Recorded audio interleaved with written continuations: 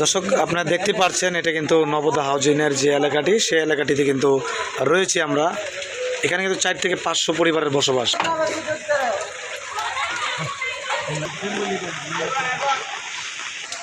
দর্শক আমরা কিন্তু গতকালকে ওইখানে কিন্তু একটি লাইভ করেছিলাম পরশুদিন। আপনারা জানেন এই এলাকাটিতে 2 থেকে 250 পরিবার এবং এর অধিক পরিবাররা কিন্তু এখানে বসবাস করে, খেটে খাওয়া মানুষরা।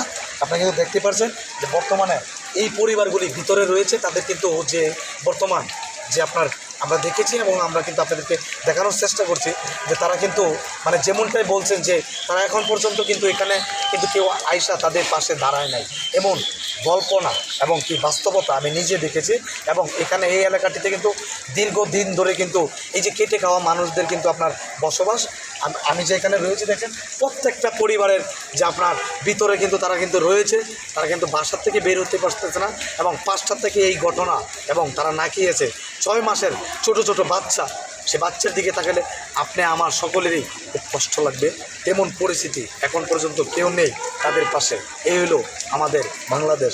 আমরা চাই প্রতিটা মানুষ যাতে তাদের পাশে দাঁড়ানোর জন্য এবং সকলে আসবেন। আমি নিজেও এসেছি এবং দেখেছি, আমি লাইভ করেছি। আমি এই সমস্ত গল্প আপনাদের সাথে বলতে পারতেছি না, এত পরিমাণ কষ্ট লাগতেছে আমার যে আমি কি বলবো, যে তাদের পাশে এখন পর্যন্ত দাঁড়ানোর কোনো মানুষ পেলাম না। এবং আপনারা সকলে আসুন, যে যার কাছ থেকে পারেন প্রত্যেকেই সহযোগিতা করুন। দর্শক থাকুন আমার সাথে, আমি আপনাদেরকে দেখানোর চেষ্টা করব আপনাদেরকে একটু যে এই সমস্ত বাসার মানুষরা কিন্তু দেখেন কি পরিস্থিতিতে রয়েছে। তারা কিন্তু বাসার মাল সামানও সরিয়ে নিতে পারছে না বলেও জানিয়েছে কেউ কেউ।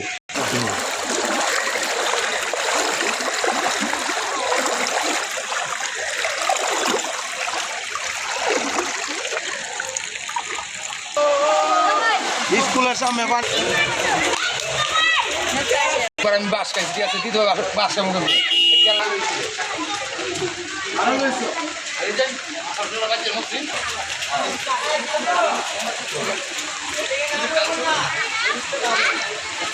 হ্যাঁ একটু বলো।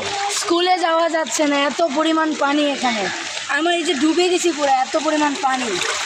আমার আজকে স্কুলে যেতে অনেক অসুবিধা হয়েছে, গাড়ি সাইলেন্সার ডুবে গেছিলো পানিতে।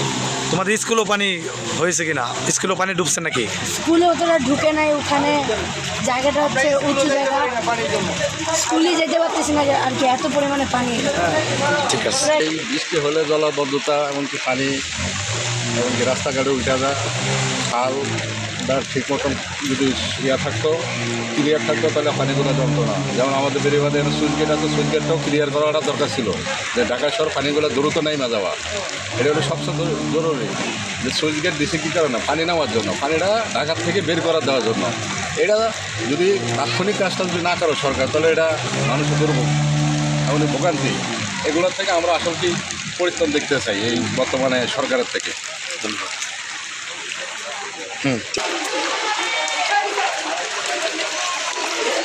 দর্শক স্থানীয় একটা প্রতিষ্ঠান আপনারা কিন্তু দেখতে পাচ্ছেন, আমরা আপনাদেরকে দেখানোর চেষ্টা করি যে স্থানীয় একটি প্রতিষ্ঠান কিন্তু তারা কিন্তু উদ্যোগ নিয়েছে এই যে সাধারণ মানুষের পাশে দাঁড়ানোর জন্য কিন্তু একটি উদ্যোগ নিয়েছে। তারা কিন্তু যেমনটাই বলছে এখানে প্রায় 4 থেকে 500 মানুষের জন্য খাবারের একটি ব্যবস্থাও তারা করেছেন।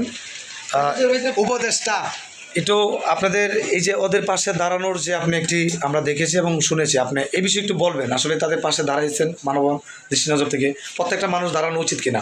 এই মানুষের কষ্ট বুঝতে পারছে, যে কষ্ট না খাই রয়েছে, এই কারণে যা আমাদের শর্ত গুলাইছে একটু সাহায্য করে খাবার দাবার দিয়ে কিছু দিতে হবে, যেটা আমাদের অর্থ দিছে আসে স্বাভাবিক।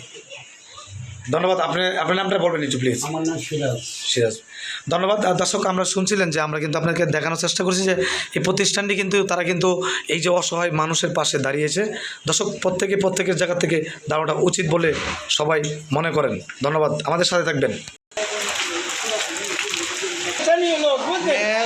এখানে 500 মতন লোক আছে এই জায়গায়, অসহায় গরিবের, আমার মানে অসহায় দরিদ্র মানুষ পানিতে এই সকাল এই বছরের আগাম থেকে পানি জলবদ্ধ ভিতরে আমরা আছি। আমাদের বাচ্চা কাচ্চা নিয়ে আমরা বসবাস করতে পারতেছি না, আমরা পানির উপরে আছি।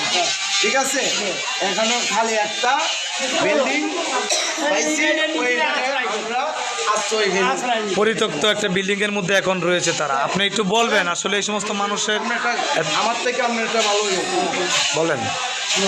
আমরা এই সাইডের যারা লোক বসতি অসহায় তারা আশ্রয় নিয়েছে আমাদের এই বিল্ডিংয়ে।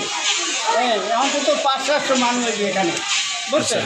জি জি, প্রত্যেকে এই বিল্ডিংয়ে আসুক আপনি চান। হ্যাঁ, ও দোতলা আছে, এখানে আছে। হ্যাঁ, দর্শক যেমনটা শুনছিলেন, এলাকাবাসী এখানে বসবাস করলো 500 3-4 বসিতে 500 লোক জলবদ্ধতা। তার ভিতরে মনে করেন আপনার সকাল 4টা পর্যন্ত থেকে দৌড়ে এই বাচ্চা কাচ্চা নিয়ে খুব কষ্ট আছে। তাদেরকে এখানে একটা কালো বিল্ডিং আশ্রয় নিয়ে এসেছে। এরপরে দুতলা পর্যন্ত লোকজন আশ্রয় নিয়েছে। ঠিক আছে, এটা আপনারা জনগণ তাদের পাশে দাঁড়ানোর মতন কেউ নাই।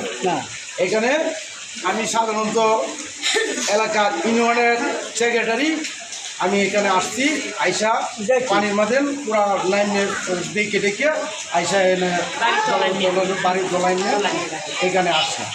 আইসা এনে সবার দেখে গেল। দর্শক যেমনটা শুনছিলেন যে প্রত্যেকটি মানুষই কিন্তু বর্তমান যে পরিস্থিতিতে রয়েছে তারা কিন্তু আপনারা দেখতেই পারছেন যে অসংখ্য সাধারণ পরিবাররা কিন্তু ইতিমধ্যে একটি পরিত্যক্ত বিল্ডিংয়ের নিচে আশ্রয় নিয়েছে তাদের বাচ্চাসহ। তারা যেমনটা বলছে তাদের পাশে দাঁড়ানোর জন্য, এবং এলাকাবাসীকেও অনেককেও তারা কিন্তু এই আহ্বানটি জানিয়েছেন যে প্রত্যেকেই তাদের পাশে দাঁড়াক।